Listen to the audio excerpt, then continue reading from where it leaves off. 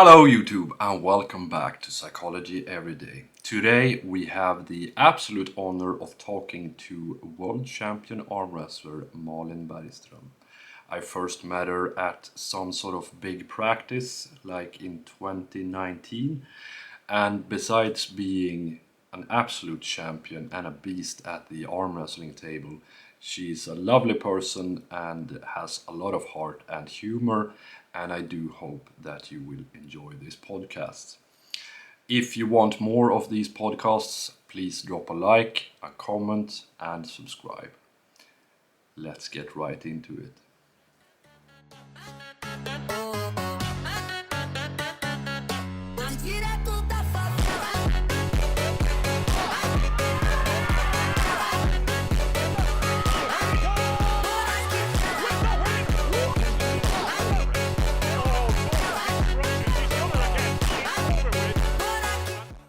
I don't know about that. So arm wrestling is actually like a fantastic subject for sports psychology because there's so many sort of interesting parts to it. Of course, there is the training, which can be, I guess, hard to motivate sometimes because you don't see a lot of progress. Do you have any sort of thoughts on how to stay motivated in the off season in arm wrestling? For me, it's usually when I have different competitions that I want to attend during a year, and then I know that maybe 10 weeks before a competition I need to get into the arm wrestling program that I have, and in between the competitions I usually train other things at the gym, but I go to wrestling every week anyway. So in between I just go to the gym and I just feel that then I start to train other things that I don't usually train my whole body, or I try out like strongman training, or just to do other stuff, because it's really hard when you are training for a competition to stay mentally focused after the competition again. So it's usually that I have to have a goal to be motivated. Yeah, I get that completely, because even though arm wrestling is fun and competing is fun, it's sort of so hard, I find it, to just grind these sort of specific lifts week in and week out, especially if you like training, because then you know that you can just switch to strongman and just hit PRs all over the place instead of trying to add half a kilo to your riser or whatever. So true. But right now I'm injured with my in my right shoulder, but it started better. But then me and my boyfriend, we try to be better in deadlift with fat grips. So that's fun too, to just have something else that it keeps, you get stronger wrists, you get stronger, and you can benefit in arm wrestling from that. But now we're just trying to be as strong as possible in that exercise. So it keeps me motivated. Yeah, and I feel like, because you pull mostly super matches, right? Yeah, mostly I wouldn't say that though anymore, but I do super matches, or last year I won the Europeans, WAF. So I do try to go to the Worlds and Europeans too. Oh yeah. And that is my now next year, to go to both the Europeans and the World Championships. Oh yeah. Yeah, that's very impressive in order to be able to balance it like that. I feel like super matches, it's a lot more helpful to sort of be physical in all sorts of strength and conditioning, but tournaments, perhaps, it feels like, at least, it's more of a silver bullet specializing thing. Yeah. For me, it's like if you train for a super fight, you know that person, you can study her and see exactly where she's strong.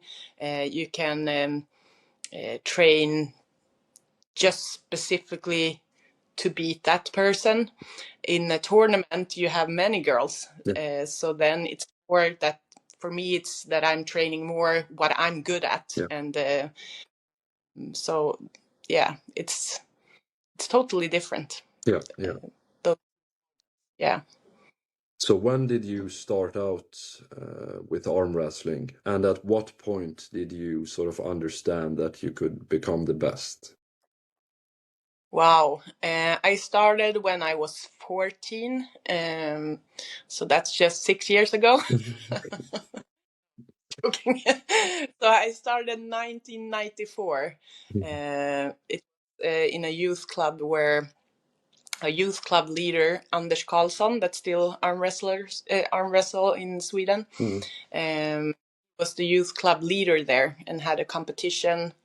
And the girl that won and the boy that won, the prize was to go to the Golden Arm in Eskilstuna in Sweden.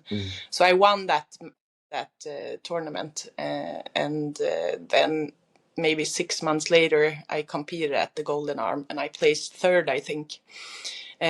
So from the beginning, I was strong. Back then, it was not that many females that was pulling, but I don't know. I think that when I started to, my first World Championships was 1998, and I placed second. So I think that I knew from the beginning that I could win a world title one day. I was always like second or third until I finally had my gold in 2018. Yeah. Well, congratulations in I don't know, afterhand. Yeah, Was that sort thank of you. one of your top 3 greatest moments so far in arm wrestling?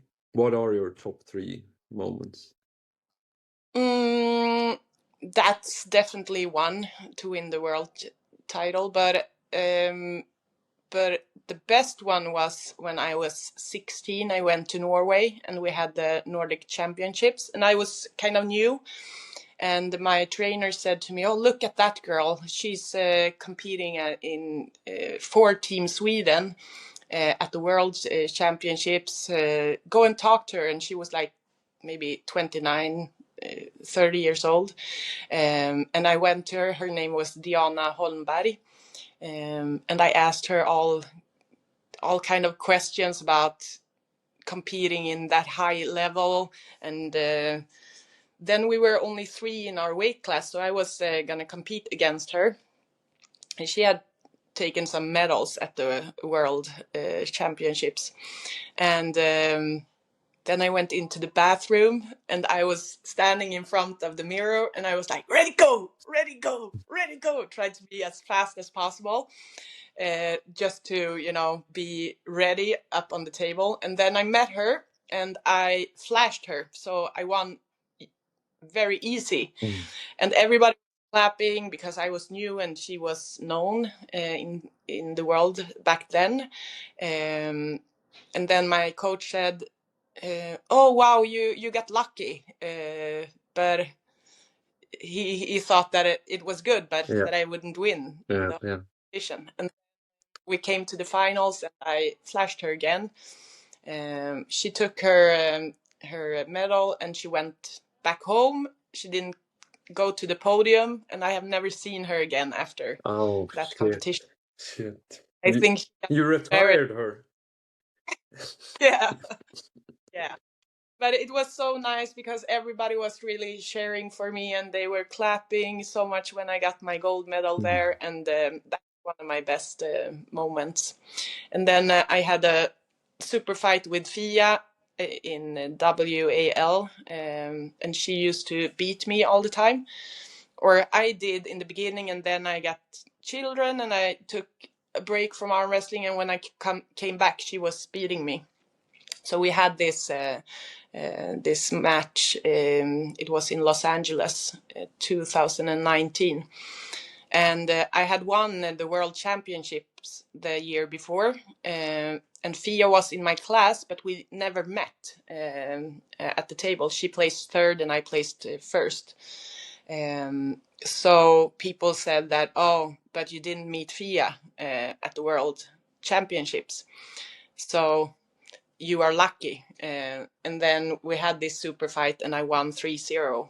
So that's my third best competition. A lot of luck, I hear.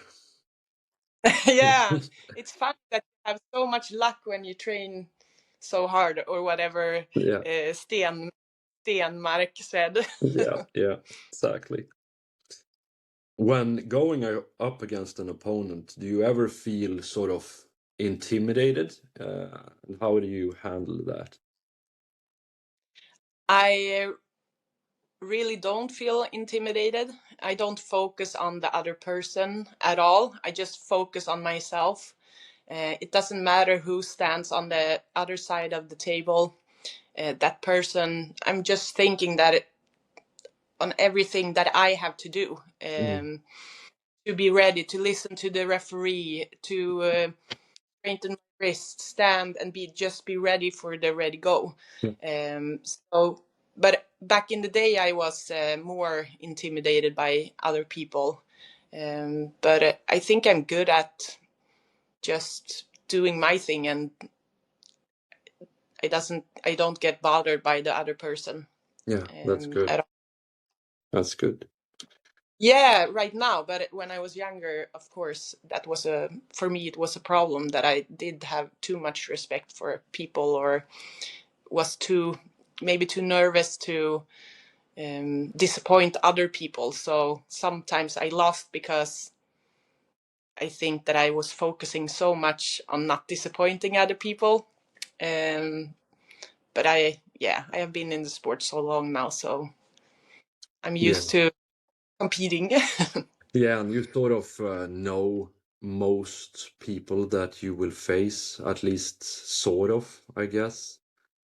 For me in the beginning, it was so troublesome that uh, while competing in the 70 or 80 kilo weight class, you could come across people that cut like 9 kilos or whatever, and you walk up to the table and you're sort of looking up and you're like, God damn.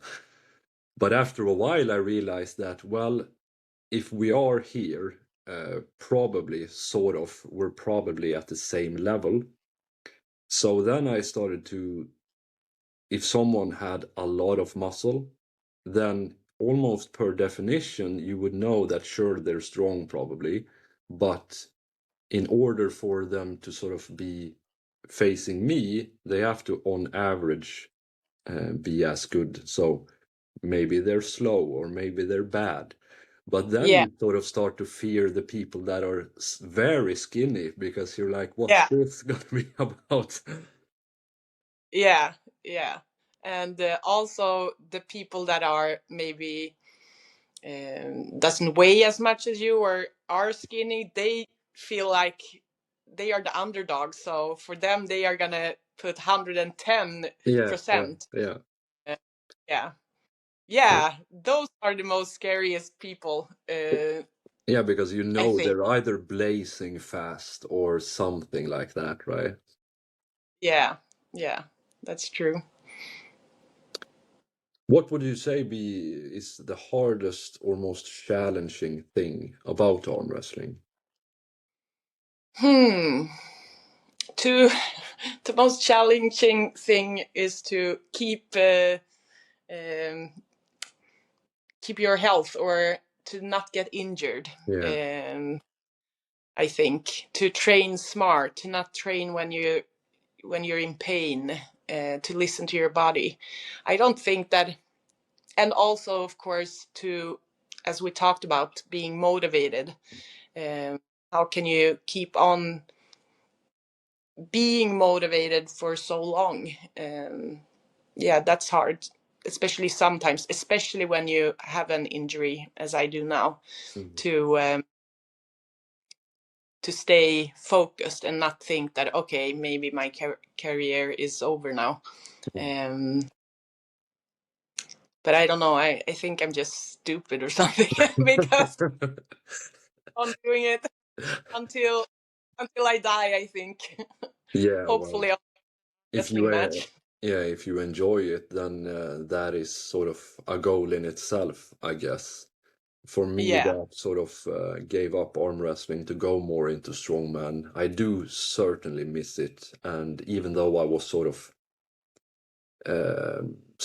at the point where I was perhaps a bit premature, thinking that I have peaked or whatever, I still would have liked to sort of train it a little bit in between. So don't stop. Just I won't. I haven't yet. no. People always say that I'm so explosive, and I am at the table. But damn, I have been like in the sport for 30 years, something plus. So that is to have some kind of an endurance. Yeah, yeah. Yeah. Yeah, the injury part is very interesting as well because I feel like it's not even that difficult to go too hard in arm wrestling. Like when I competed in powerlifting, for you to go too hard, like over periods of time, that would mean putting your head through the wall, basically. It's not an easy hole to dig. But in arm Yeah. wrestling, it feels like one workout where you just on a vibe or a feeling will just mess up a month, basically. Yeah. Yeah. That is so true. Um, yeah, and to try to be smart and not do those things. Or I remember I was doing the a one arm curl Mm. for and it was those what do you call them? The bar, the Mm. long ones. Yeah. What is that? What Well, is it called? the 20 kilo Yeah, regular weightlifting bar. Yeah. yeah. So I was doing it with one hand, and I tried to do my personal best, and that was 50 kilos. So I did one, and then I got injured in my hand, and my hand was hurting for a year after, and Yeah. I've never done it again, Yeah. just because you're stupid, and it's small, and you have small bones in your hand, and so it's super easy to get injured in doing those Yeah. Yeah. specific Yeah. And even exercises. like you talked about, the motivation is sort of tough. And sometimes I at least felt like I want to rush it. I want to get stronger faster. And then you do sort of pulling where the other person uses two hands and they slowly pull you apart, but then you're just messed up for so long that it's not even worth it. Yeah, exactly. That is the hardest part, to really, like, if you have been on a competition on the Saturday and you feel sore and you want to be even stronger for the next competition, you start to train on the Monday, even if you're sore in your arms, and then it just takes you 2 weeks to heal, Yeah, yeah, instead of being and just rest for a couple of days and then start again. yeah. um, but I have learned that, so now I don't do that kind of stupid things. I Mm. probably do other things. Yeah, for me it was I tried to sort of combine very, very hard training with sort of light amounts of painkillers just to keep going. But Yeah. because that works in calisthenics, like muscle ups and stuff like that, but it doesn't work at all in arm wrestling. You just never heal. Yeah, and I used to take painkillers too before, sometimes, but now I'm like, if I feel that I have some pain, even now with my shoulder, then if I take a painkiller, I feel like, how do I know if if it hurts, like if Yeah. it's Yeah. dangerous to. So I don't do that anymore. No. Of course, I do it sometimes for different reasons, but not if you're injured or to do it, every day or. No, not to train like that. When it comes to sort of the mindset, do you think there's anything that separates the sort of elite in arm wrestling compared to more like hobby pullers? Probably that we love it so much and we have done it so much, and maybe for people who does it as hobbies doesn't love it. Yeah. um, Yeah, it's interesting with arm wrestling. I've spoken to some other athletes from different sports, and the most common answer is sort of, what are you like when sort of nobody's watching, when things are not going well? But in arm wrestling, it feels like athletes do have more of a freedom to sort of go up and down. You can sort of do cycles of super high effort and interest, and it's fine to sort of take some time off. yeah, maybe. I haven't been thinking about that though, but probably people do like they quit arm wrestling and then they can come back 3 years later and start again and Yeah, be pretty. Yeah, yeah. If you do yeah, that in Olympic lifting, you're just never gonna come back, it feels like. But I am very impressed by arm wrestlers, how they are able to sort of put it together, because it's such high stakes and so intense for a very, very brief, sort of compact moment. yeah. I sometimes think that what the hell am I doing? You're standing there, one arm, and try to beat the other person to the pad, and then you get so satisfied when you do. Yeah. It's so ridiculous, really, if you look at it from from the outside. Well, But it is adrenaline. It's the atmosphere. It's people that you love. You're laughing. It's a lot of technique. So when you're up on the table, you can do different things if somebody's trying to pin you. So it's so many things that you're doing. It's not just pulling right to the pad. So I think that is the magical thing about arm wrestling. yeah, yeah, I completely agree. And especially when things go your way, and when they don't, you just move on and forget about it. Yeah, you are allowed to be sad one day, and then you can Oh, go okay, on. okay. Yeah, I just completely. The community of arm wrestling seems quite diverse in a lot of ways. You come across people from not only all walks of life, but you also have sort of very different kind of personalities. Why do you think that is? I don't know. I think arm wrestling attracts everyone. You can be. I mean, everybody has done it probably once in their life when they grew up. Everybody knows what arm wrestling is. Not professional arm wrestling, maybe, but people have been maybe pulling with their dad or mom or siblings when they grew up. So everybody, I think, arm wrestling is not so intimidated for people to start. And yeah, usually I think people start because they are strong or feels strong or beats their friends in arm wrestling, and that's all kind of different types of people.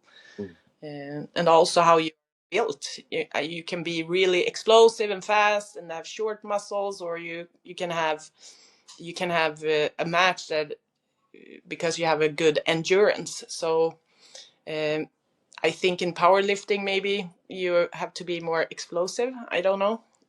Yeah, Is I that mean, so? it's true that all sorts of bodies and sports backgrounds fit for arm wrestling, right? You can be like the giraffe. What's his name again? Nannestad. honest thought, yeah. Yeah, and then you can be sort of short and bulky, I guess. The only thing that I Yeah. really find to be sort of a good, solid advantage at all times is sort of big hands. But it feels like to me like it's oftentimes a good thing to have short arms, and then it balances out because you get worse levers sort of with long arms which usually have big hands, but then it sort of balances out. But for me, doing Yeah. supermatches, that is the thing that really sort of, because pulling people that are like 120 kilos feels like holding on to a basketball, and of course that is Yeah. sort of an advantage in that way. But compared to powerlifting, it's like nothing. In powerlifting, if you want to be the best, you basically pull out a measure tape and measure your arms and see like, are you built perfectly? If not, then leave. Yeah. Yeah, maybe.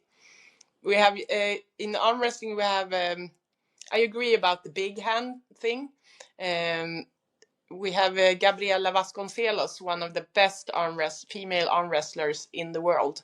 Um, she she has won against Barbara. They have had super fights. But she has super short arms and super small hands. But she is so strong. Like, Yeah. it's amazing that you can have that small hands and be one of the Yeah. best in the world. Yeah. I, Yeah, yeah, because was I've always been a bit heavier than my height, so I've always gone up against taller people, and I always liked it because it feels like, well, shorter levers means more power. You get to start more knuckles up, um, but there are, of course, limits to it if they are sort of too big. It's hard. yeah, yeah. For me, I don't like taller arms than myself. I think they are difficult to, because you do you pull inside. I just go straight What's your side, sort of yeah, this way. yeah. I usually do that too, but I think I drag first, and if you're dragging, then the others, if they have a tall arm, it's hard to Yeah, get any. Yeah, and absolutely. then I Yeah. go. Absolutely. That's why I never drag. I always go elbow forward in the start to get Yeah, even more height. I, I should try it. Yeah, I like it a lot because you start a bit higher and then you sort of. Uh, I always say that, and I don't know, you're the expert, but I feel like the shorter arm has an advantage for like 0.2 seconds before the longer arm gets to move somewhere. And you just gotta win fast. Yeah, yeah. I try that too. Win fast, Be smooth. strong. Yeah, Don't. Yeah, that's always the goal. yeah. So if someone, because you arm wrestle in Stockholm, Yes, if someone in were Hammarby. to want to try arm wrestling, where and when could they go? If you have any open spots, so to speak, for We tryouts. do. We there are almost every practice that some new people come to. We train in a place called Stureby, on the south side of Stockholm, and we train on Sundays 11 till 1 p.m., 11 a.m. to 1 p.m., and on Wednesdays 6 till 8 p.m. But it's better to come on Sundays, I think. Yeah, We have a lot of people coming yeah, on Sundays, yeah, and everybody is welcome. yeah. Nice. So I thought we'd end with 4 quick questions. Are you ready? Yes. Hook or top roll? Top roll. Strap or no strap? Oh, no strap. Supermatch or tournament? Oh, God, those are so super match. And lastly, what's your personal favorite arm wrestler to watch? I love to watch all the females, and I don't think that I have a person that is A best to matchup, watch. maybe? It's just who they are. Yeah. Matchups. I love all the. I don't know. I would like to see Dimitrina and Caro again meet each other. They had a good fight the last time, and I think Caro is better now. I would like to see Fia Reisek move up a little bit and maybe pull against Egle, because Fia is that strong. Yeah, and then I love to watch Gabriela Vasconcelos, Barbara, and Egle, Sarah Beckman, of course. Yeah, Yeah. I have many favorites Yeah. to watch. That's good. Okay, well, thank you so much for taking the time to do this interview. And I wish you a speedy recovery with your shoulder. Thank you. Thanks Thank for you. having me. Yeah. Okay. Take care. You too. Bye. Bye.